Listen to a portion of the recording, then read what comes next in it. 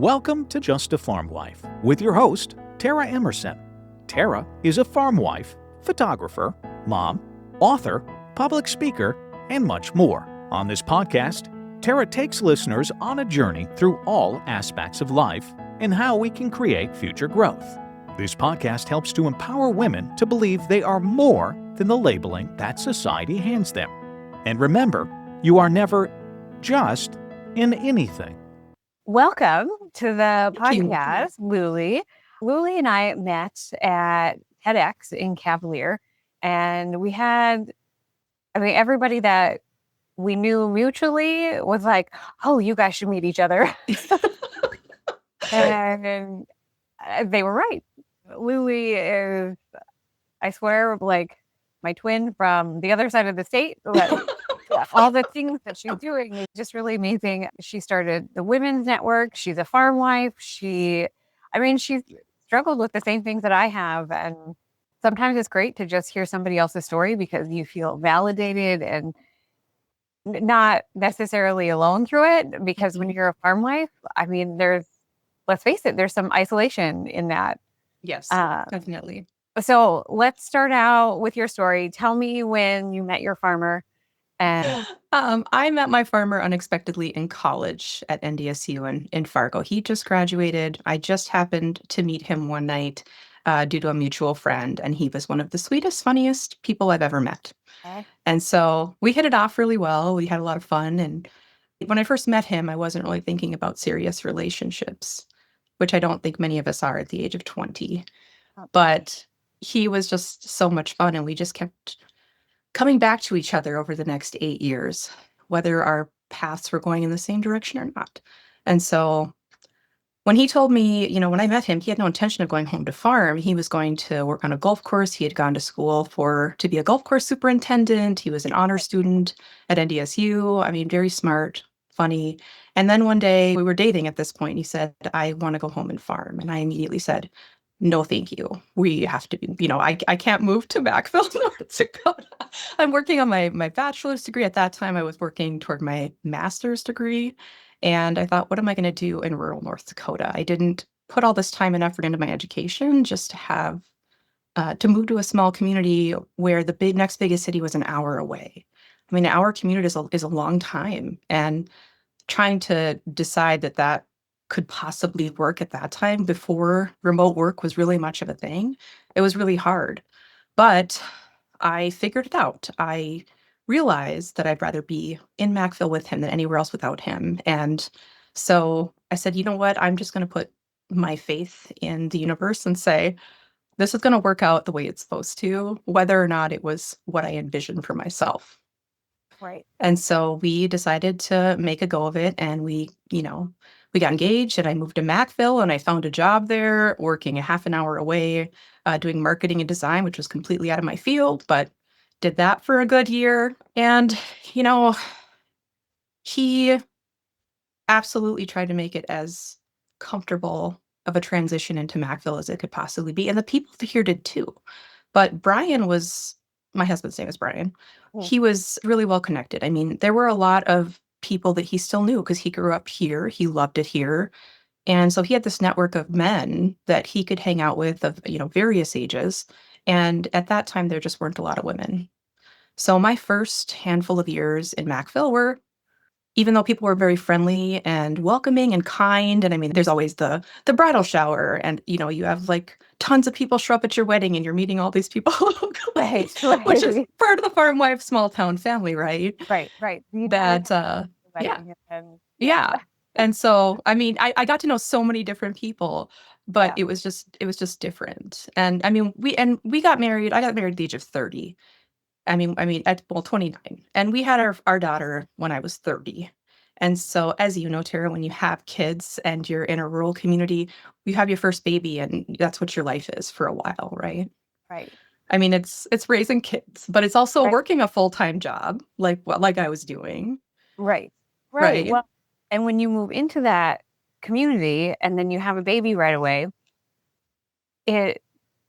the baby stage, like it puts you in an isolation as it is. It does. And then when you just moved there. Yes. So all these people that you met at your wedding, you're like, oh, well, I would like to talk to someone. The Yeah. baby stages, right? Like you feel like you're Yeah. losing your marbles because all you talk to is a baby and all they Yes. do is cry at you and Yes. My brain turned to mush for a 3-month maternity leave. I felt like I was used to working full time, commuting back and forth. At that time, I was working in my field and safety, but it was down in Hannaford, which is a 45-minute to an hour drive one way. And so when I went back to work, I was excited. I was excited to be back at work, but I was still isolated because I'd come home and I'd take care of a baby. And as you right. know, in the spring, summer, fall, my husband is an amazing partner. I mean, he's the one who's helping around the house, doing dishes. He wants to be that super dad. He wants to be there, doing all the things, but he can't because he's got to be out working. No, yes, yes, exactly. Well, it So, doesn't matter like how hard that they work to help out and be a partner. It's not that I'm not saying that it doesn't matter, but it's it also keeps you in the loop of isolation, right? Because yeah, you're just doing the thing, right? yes.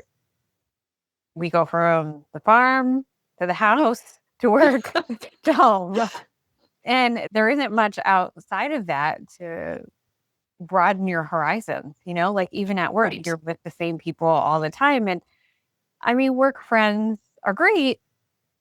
However, it's not the same type of bonded relationship. Yeah, I would agree. I mean, it was very isolating. That was I kind of call that the dark days a little bit, where I Mhm. felt like I was just a little bit of a zombie. I feel like when you are taking care of a young baby, a newborn baby, and then being that caretaker and working 40 hours a week and commuting an extra 10 hours a week, and then doing all the other things that you do as a wife and mother and caretaker of your home and your pets and everything else that you have going on, there just isn't time for you. And so Right. and back then, there were very few women my age, so I really struggled.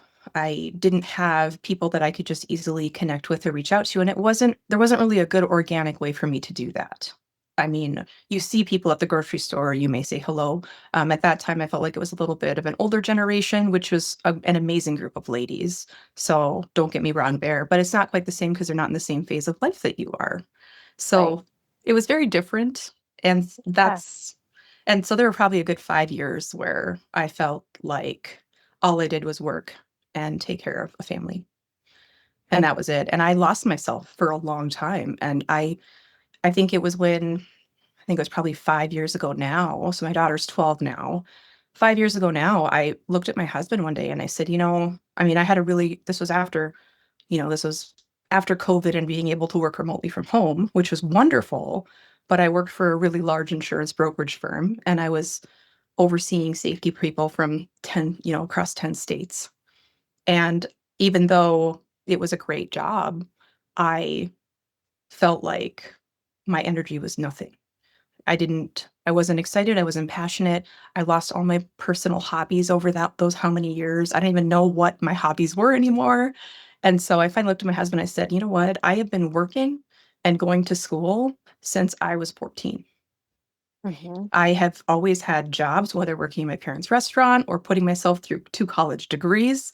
I mean, I have never been to college and not held a job. And I didn't get to have that fun college experience most kids do, right? Mhm. But and then I got out of college and what did I do? I kept working all the time. So Yeah. that's what I did. I worked and then I got married and I had a baby and all of a sudden I'm like, who am I? What do I even like to do anymore? And I looked at my husband, I said, you know what? Our daughter, and we only have one, she is amazing. We were fortunate enough to have her. We never had trouble getting pregnant with her. But when we tried again after her, we spent 5 years trying, suffering from, or dealing with secondary infertility. So my dark days were compounded by that. Right. So trying to have another baby, which never came to fruition for us, which looking back at it now, it was a life lesson.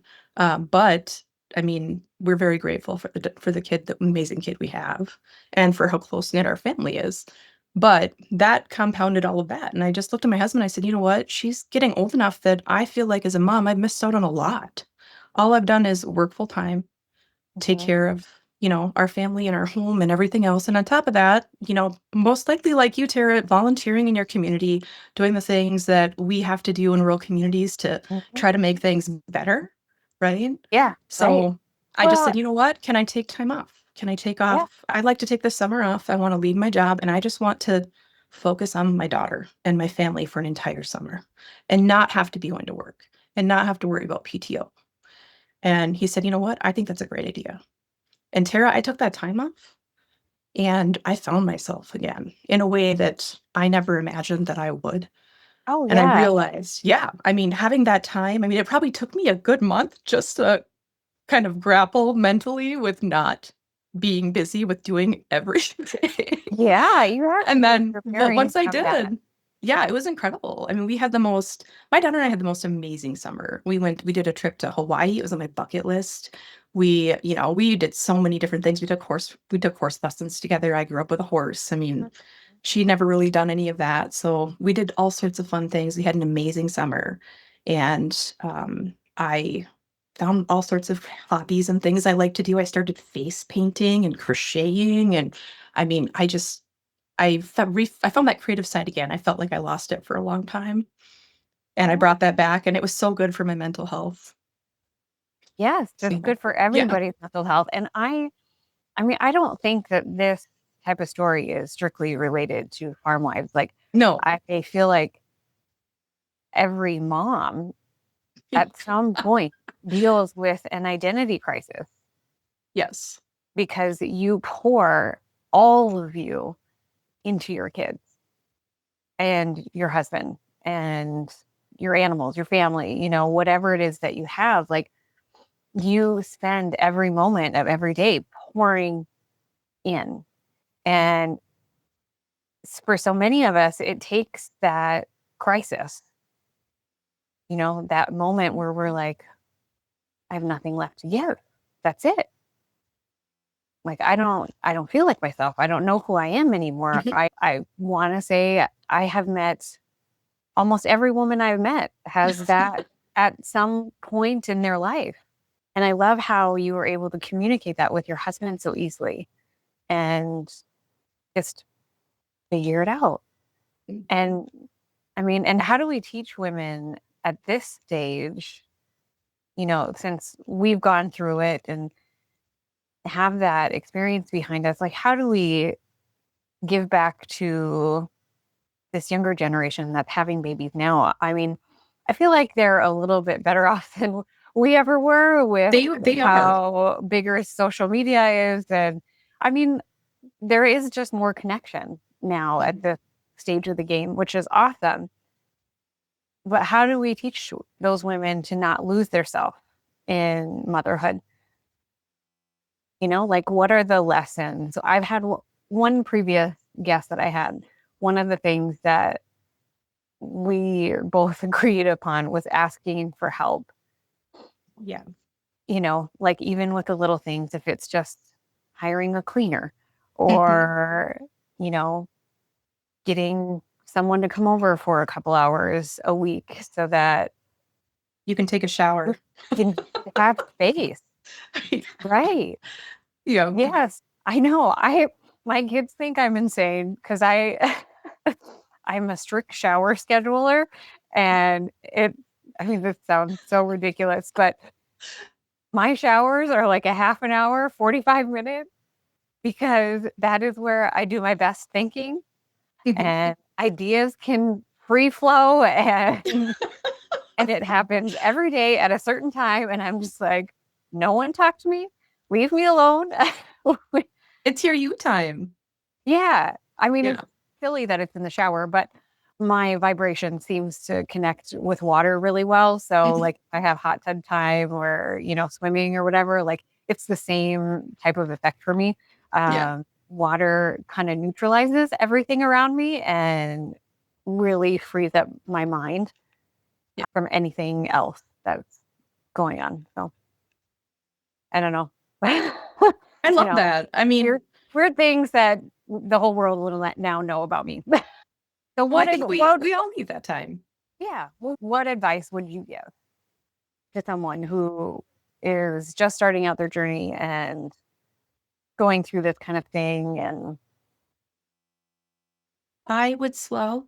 I think some of the lessons I learned from this, and part of this was my fault, but it's also part of your upbringing. So when you grow yeah, up in a generation of hoping family that works hard. So my dad is Albanian. He's from Macedonia.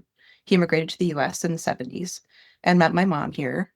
And they have always been the hardest working people I've ever known. They've run their own businesses. It's always been about taking care of not just us as kids, but also extended family and everybody else. And so work, work, work. And I joke, I laugh because there's some really good skits out there on if you're the child of an immigrant and what that means for your work ethic and expectations, and they're very accurate. um, but when you're raised in families like that, and that's a lot of the, like that boomer generation, it was really about a lot of hard work, right?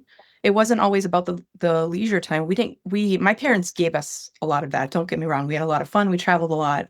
But I was always working and going to school. So I found that for me, productivity shouldn't be what determines my value,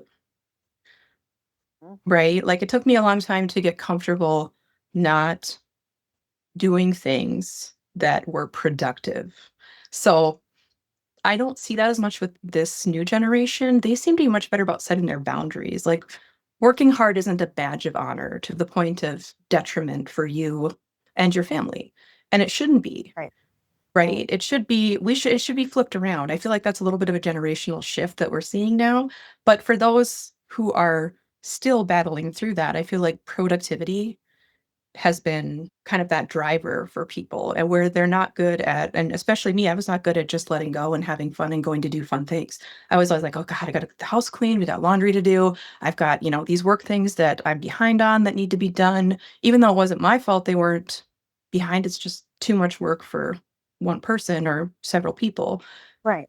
Should I continue sacrificing as a salaried employee to do all this extra work that we just can't, that shouldn't be managed that way from an organizational standpoint. What I see now, though, is a lot of our younger generation, and I see this a lot with some of the newer moms, they're setting boundaries. They're saying if they're being asked for things or asked to do more, I've seen women say, you know what? I really can't, I don't feel that I can take that on with the amount of energy and effort and passion I'd like to put into that. So I'm going to have to decline. And I just want to say kudos to those women who have done that, because I was not a good no person. Tara was very much a yes person. Oh no, I think that's so learn how to say no, I think. Yes. I seriously, I think that's our generation. Like, yes, that our generation was raised to be people pleasers, and yes, the most your worth and value only comes from whatever monetary success or yes, whatever, how much work you put in, and that's where your worth and your value comes from. But it's wrong. And it is wrong. Yeah, it took so many years, almost 40 years to figure that out. yes. Yes. And it shouldn't have taken that long, but it did. But no, exactly. I think learning how to prioritize yourself, taking the time that you need to do things, staying connected with the things that you truly enjoy that are good for you. And honestly, I find when I'm on my phone, spend too much time on a screen, there's no joy or value to that for me. Where if I do other things, I feel like I'm more fulfilled and happier and more content. Yeah. So and when you're on the screen, like it took me a while to realize that I wasn't scrolling just because I wanted to know about other people's lives.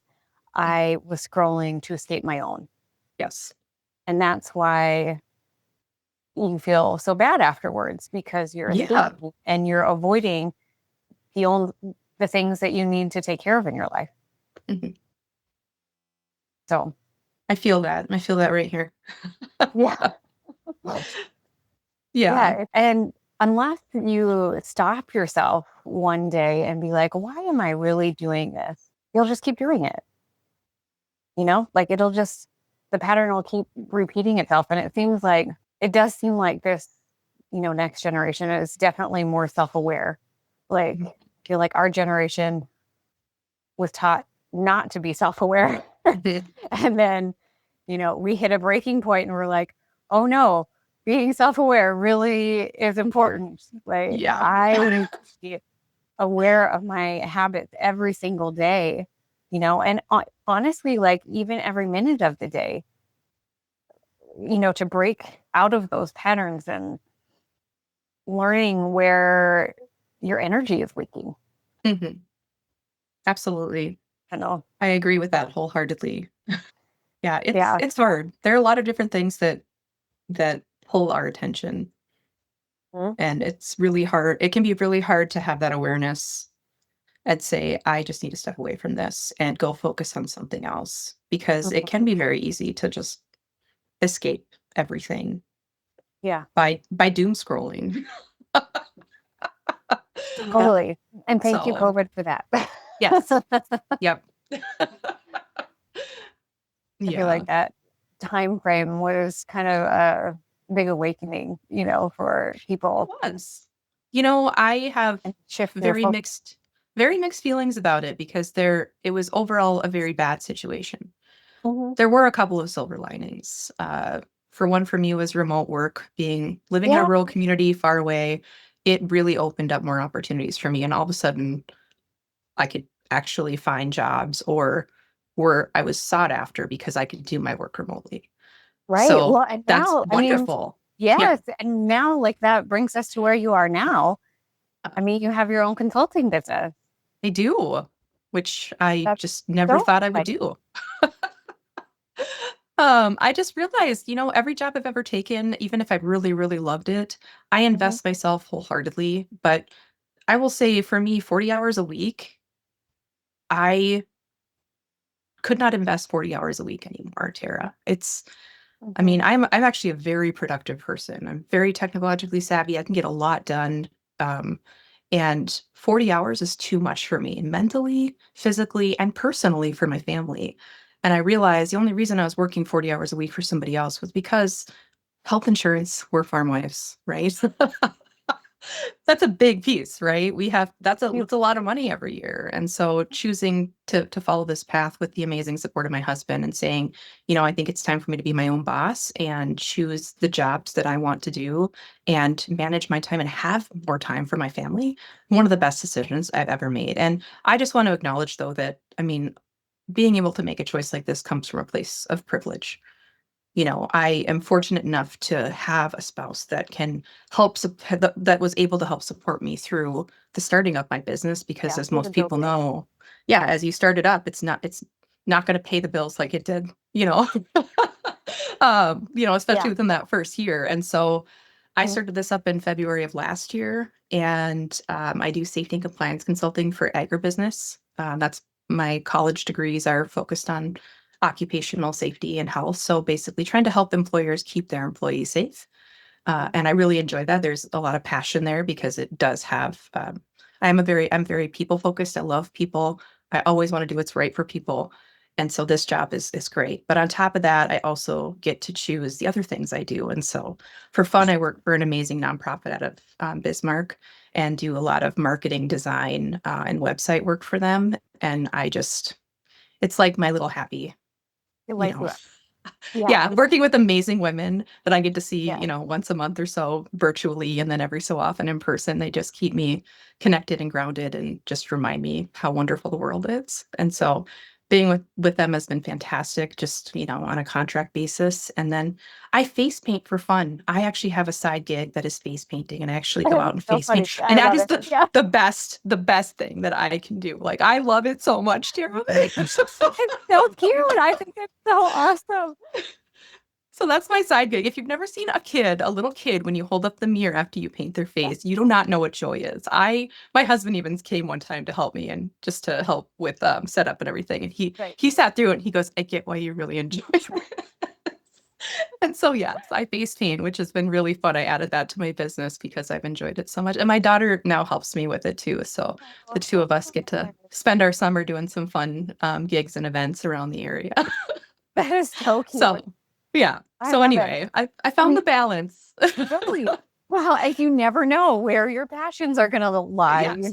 Like Yeah. nothing in this life is set in stone, you No. know? You just If somebody would have told me I was going to be a face painter, I would have probably just laughed at them, a couple of decades ago. Be like, that's a real job. Well, yes, kind of. Yeah. But it's a fun one. something fun to do. I think it's Yeah. awesome.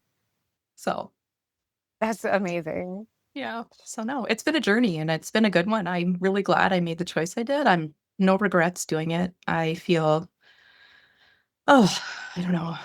It's just taken a weight off my shoulders. And my husband loves it because I get a lot more time with him and I get time with my daughter. And now I can go to every single volleyball, basketball game, you name it. There's no concern about PTO. I work my own schedule and it's really quite wonderful. So I'm very thankful to be able to do that and incredibly thankful to my husband and the circumstances that we have that allow us to do this.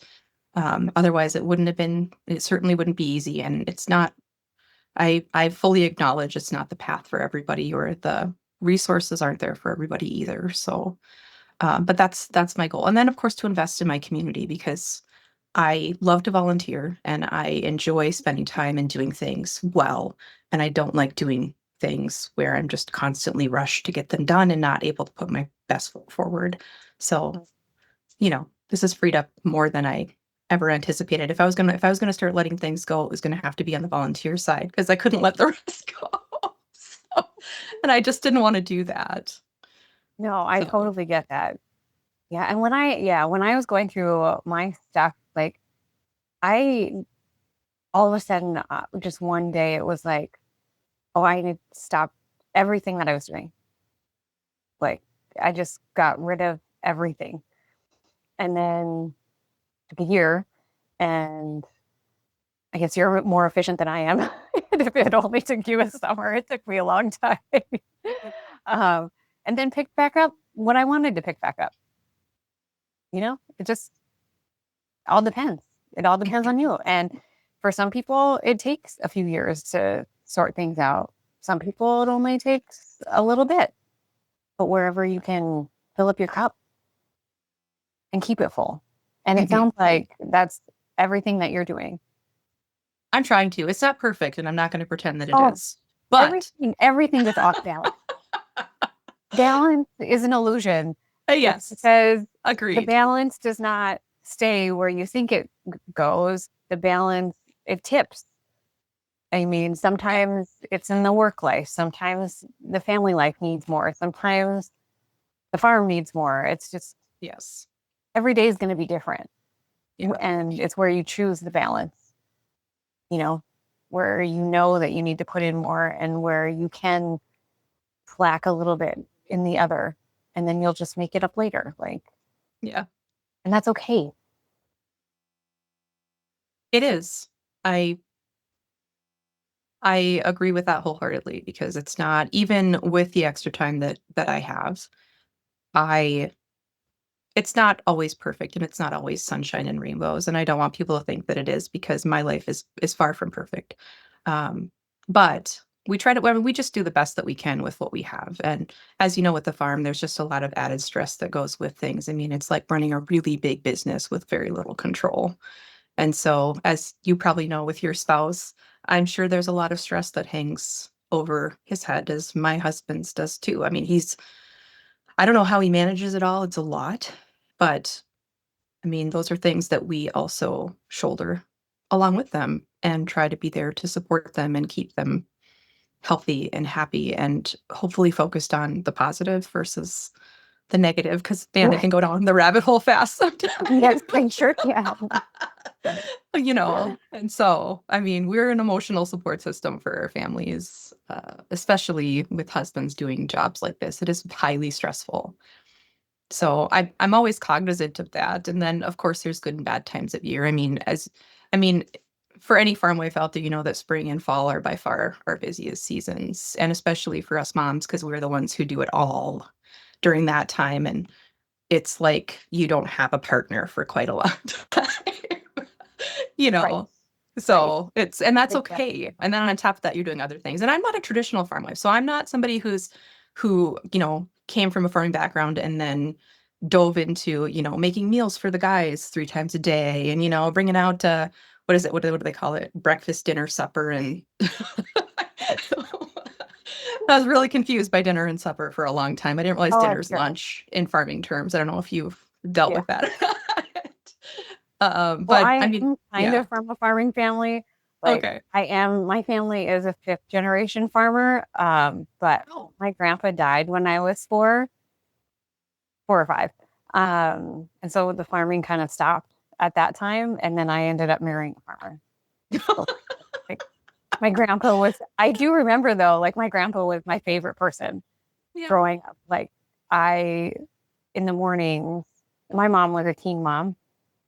So she would leave me at grandma's and grandma would be sleeping and grandpa would wake up and he'd give me an egg. He'd fill his thermos and we'd go out to the farm. Oh, Most of my family thinks I'm just crazy that I remember this, but I really do. Like, I don't remember everything like super vividly, but yeah. I do remember going out to the farm with him in the morning. Awesome. Yeah. Yeah. And Those are I, some yeah. great memories to keep. I mean, Yeah. So I get it. Like, it is different when you come into it and you're like, mhm. ooh, okay. And that's a generational shift too, though, because my mother-in-law, we lost her a couple of years ago to cancer. But when she was here on the farm, she was the full-time farm wife, cooking all the meals, delivering to the field. She was out in the tractor, she was driving trucks, she was doing everything she needed to do, plus taking care, plus raising three kids. So, I mean, she was the ultimate farm wife and homemaker. She was absolutely incredible, made the best food. And then when I came into the picture, that shifted because she didn't work full time, right? And she wasn't, so when I came into the picture, and my husband knew this, thank goodness, because I'm glad he didn't expect me to step into her shoes because they were big ones to fill. But I I believe mean, that. and she was one of my biggest supporters and advocates, and she was always so proud of me. And so when I stepped into the farm wife role, it was a little bit different, where that older generation was more of that, where you could get by with, the farm supporting your family. And for us, it wasn't the case. I had to work a full-time job, and we needed those benefits, and we needed all of that. So I didn't step into it and start cooking my husband meals and having everything ready for him. I didn't have time for that. I mean, I was 50 hours a week between commute and work. And so that was very different, a little bit of a shift. But the guys here took it great. They all learned how to pack their own lunches, make sure they have their own meals and continue on. But it was definitely a little bit of a shift for them too. Every once in a while, I'll make them a good meal, but they don't get them from me every day. All right. So your husband didn't come and expect you to make meals, No, he which was very is wonderful. awesome. That's what I had to do. I had a Did 1 year you? old. Oh my gosh. I was working full time in Grand Forks, so an hour away. And I would have to do one night on call, which was awful, and stay in Grand Forks. And then I would have to come home and make a meal for everyone 3 days a week. I mean, I was lucky that it was a shared thing, but it was Yeah, horrible. I believe that. Every It's a lot of work. Yeah, nursing and feeding, and then feeding your all these people, and then feeding your baby out in the field, and then you have, and then our other son was like 9, 10 at the time. Getting him to and from football practice and trying to spend time with him, like it was insane. It was horrible. That sounds like your dark days. Yeah, I ended up quitting that spring because quitting my full-time job because like I can't do this. Like It's a lot to manage. where do you want me to be exactly? Yeah. Like what do you need from me and you know what's going to work. So, Yeah. yeah. And you're like, phew. And then they had you cooking 5 days a week then? Yep, pretty much. Hmm. I figured. Yeah. Yep. And then, running parts and doing all Mhm. that stuff and yep, and then came more responsibility with all the bookkeeping and all of that stuff, paying all the bills, doing everything else. And then we kept You having were more kids. busy. Yes. I don't know how else to die. Like, Yeah. I don't know. But yeah, right now it's just, I'm just focused on what do I want to do?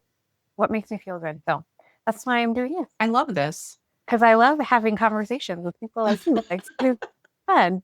And most people don't talk about the hard things, you know?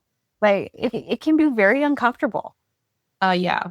And people are like, and even like when you're in the middle of like when you in your darkest day, and then you're like, okay, I need to talk to someone.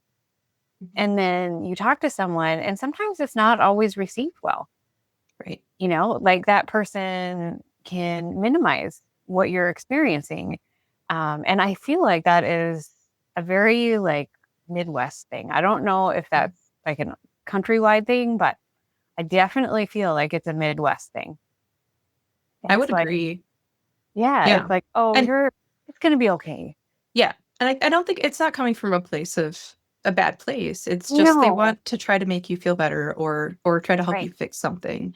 And right. oftentimes that's not what you need. And actually my husband and I had this conversation early in our marriage. And I said, when I come to talk to you about something, I don't need you or want you to fix it, or I may not want advice. I just need to get it off my chest and put it in a safe place. And I just need you to receive it and give me a hug and then tell me that everything's going to be okay and I'm here for you. Right. And Yeah. it's one of the best things we've ever done in our marriage. Yeah. Yeah. But I mean, people don't always realize it's okay to say, I'm so sorry that you're going through that. How can I help you? And Right. honestly, with infertility, Tara, I avoided people like the plague. Nobody Oh, knew we were going through that. It was, if you would have met me at that time, you would have thought I was a completely different person than I am today. I did not oh, have any spark, any joy. I mean, it was really dark, and I couldn't talk to anybody about it without having them say things that they didn't realize were actually hurtful. Like, "Oh, do you need a surrogate? I'm really fertile. I could probably help you out." Or do like, I or you know know. what? You could just gotta stop trying. I don't know how many times I heard Oh, that. yeah. Yeah. Or, things where you're like, Yeah. while I appreciate it, I just could not have those conversations. No, it's It hard. And then it seeing was your best more friend get harmful for pregnant. me. Yeah. Yes. No, I Yes. agree. That's why there's such a big age gap between our first son and our second son, is because we had secondary infertility as well. And so the two middle kids, our oldest would call genetically modified kids fertility treatments with those two. Yeah. Yeah. Oh, I'm glad that worked out. I'm so glad that worked out for you. And Yeah. it's nice to hear other women talk about it because nobody talked about any of this stuff. No, And no. it wasn't Like, that long ago, Tara, but nobody talked about it. no, I agree. You And if know? you did talk about it, it was like, well, you shouldn't be talking about that. No. They're like, you'll be fine. You're young. You'll be fine. Just get over it, live your life kind of thing. Or it You was know? a sense of it honestly to me, what I struggled with the most was feeling like people don't look at your partner and think it's a problem with them. They think that it's a Sure. problem with something you are doing. Yeah. And that's where I think women take that. I mean, and a lot of those comments contribute to that, right? So I think people don't always realize that we as women already feel the weight of that. We feel like it's our fault. If everything comes back normal with our husbands, then we're automatically the ones that are Yeah. doing something wrong. Right? Well, and it's so Or ingrained in and women. that's not what it The- is. Right. It is, but it is very ingrained in women, like for generations, that there's something wrong with you. Mhm. It has to be. We're defective. I mean, Yeah. we are Yes. not, And but yes, it feels that way. yes. And it's just generations of patterning, Yeah. but how do we, yeah, it just takes a long time to like get over that and realize that it's not you. Yeah. And Sometimes it's that's just, hard to do. I mean, I think the it guilt is the totally worst is. part. Yeah. And I wouldn't want to go out because the first thing people ask you when you have one child and you're newly married, the first question they ask you is, when are you having the next one? And so that question after a while, I mean, I avoided people like the plague for a good couple of years. My husband would be like, Oh, should we for go out? And sure. I'm like, nope. I can't No, even. and then And it's like when you yeah, get that question, you just want to cry. you do. And then, you're like, how do I respond to that without opening up this can of worms? Right. Right, Where you're right. just like kind of shrug and, whatever. Yeah. But it did make me, and I hope anybody who listens to this I hope that they realize or are more thoughtful about what they say to younger people who are looking to start their families, because it's not, you shouldn't make those assumptions. And I didn't realize this until I experienced secondary fertility myself and got this, because I never would have realized that those things can be hurtful, even though they're not intended to be. So I hope that people think about that and what those responses might be. And if you do have friends that are struggling or family, be there just to support them and ask them what you can do to support them, to make things easier on them. Don't, and you don't have to tell them it's going to be all right, because it may not be. And that's just going to have to be okay. Right. Well, But having we don't an need to ear. say anything at all. Like, why do we have to say anything at all? Right. Like, even my daughter-in-law kind of gets this a little bit too, because they're both, in their mid-20s, and they're married, and they're just not ready to have kids yet. They just don't want to. And that's okay. It's okay, more than okay. But they get it all the time. They're like, "Oh, when you're going to start having kids? When are you going to start having kids?" It's like, well, I don't know. When I feel like it. But why do we even have to say anything? Like, Agreed. It's their life. Why can't we just ask them how they're doing? Yeah. Having family does not define who you are as a person. No, it doesn't. It's a choice that you get to make. And it really is nobody else's business. It's not. Whether you choose to have one kid or 10 or, either or. Because I feel like the people who have 10 kids kind of get that too sometimes. But on the opposite end, you're just like, yeah. Opinion. Like, look to us. Who cares? Yeah. Why? Yeah.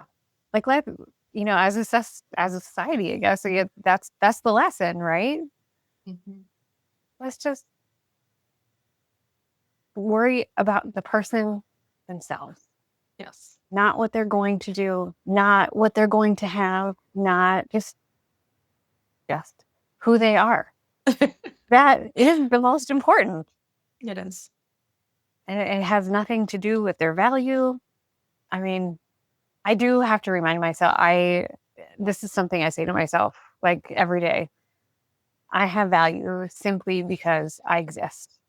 I say that every single day because it's so easy to get lost in social media land or get lost in your to-do list or whatever, or the opinions of other people, and forget who you are and forget what your identity is. But you're worthy just because you exist. I love that affirmation. It's a really great reminder. Yeah. I don't know. and it gets me through the day. I chuckle, Tara, because, I follow you on Facebook. I really enjoy seeing the amazing things you are doing with your life. But I love the reality of this conversation of saying we all have those moments where we need to remind ourselves that we do have value, or we all have difficult times, and we all go through things no matter what it looks like our world is like on social media. And you've been really real about a lot of the things you've experienced. And so I really admire and respect that. And I really enjoy getting to hear that from you, because I think so often we want to put the best part of our lives forward, but we aren't good about really sharing some of those harder, darker things. And so I always tell people, now that I'm past my infertility phase, I am an open book, and there's very few things you can't ask me that I'm not going to tell you very candidly about if you can't tell. Because that's who I am, and I'm okay. I'm okay to share that, and I hope that it helps somebody, in the hopes that it helps somebody else. But yeah, I love this. I enjoy this. This is a really great, real conversation. So thank you for that. I appreciate it. Yes, thank you. Thank you. Because your story, sometimes it can be hard to talk about. And I love that you can. I love that you got through it. And sometimes it is hard to talk about until you're on the other side. And that's okay too.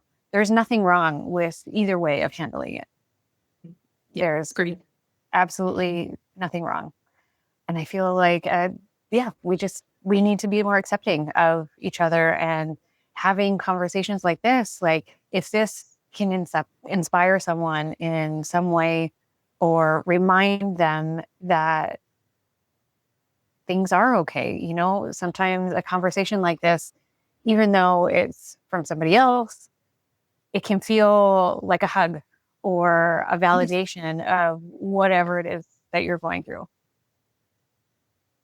Yeah, it absolutely can. And honestly, it can really help fill somebody's bucket. I'm going to come away from this feeling energized and ready to go run a marathon or something, which I'm not a runner, but I mean, you know, it's when you get to connect with somebody and have conversations like this, it's so good for the soul. And I think we as women need this. I mean, this is one of the things I was missing for a long time, was having this kind of connection and being able to just have those candid, comfortable conversations without fear of how people respond to you or your experiences or diving into parts of your life they don't need to. So, Right. you know, so Right. Exactly. this is exactly what we need, especially in rural communities. More candid conversations, more of this one-on-one. I love the one-on-one. I like the group stuff, but I do way better on one-on-one. I just enjoy being able to be focused and, you know, listen to your perspective or hear your story versus a whole room full of people trying to get to know each other. But that personal connection, that's what we need. And Right. this is exactly part of that. And I love this because even through the distance we have between each other, which is a couple of hours, I mean, we can still connect and still follow each other's lives, even on social media, which I know social media is not the greatest in some capacities, but I will say it is fun to see some of the things that people do, especially all the good that we can do in the world, right? So that's the reason I stay on it, is really just to be able to see what's going on out there and to generate ideas that might help my community and, you know, Right. and find people I admire and get to hop on a podcast with. So Right. Yeah. Yeah. And those are all the great intentions to be on social media. Yeah. yes. Yeah. No, I love it. Not the doom scrolling, but everything, you know, Right. that part. Right. Yeah. Right.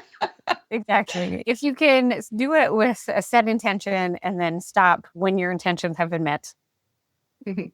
Yes. that's a healthy way to do it. Yeah. Correct. Yeah. Yep. Oh, Yeah. I love it. Yeah. I love it. Well, thank you, Lule, so much for this honest, real, and beautiful conversation. I can't wait to see how you keep going and all of the other great things that you bring to your community. Well, thanks, Tara. Thanks for having me. This was really fun, and it was fun to get to share a little bit. I'm excited to listen. Thank you for listening to today's episode. And remember, you are never just an anything.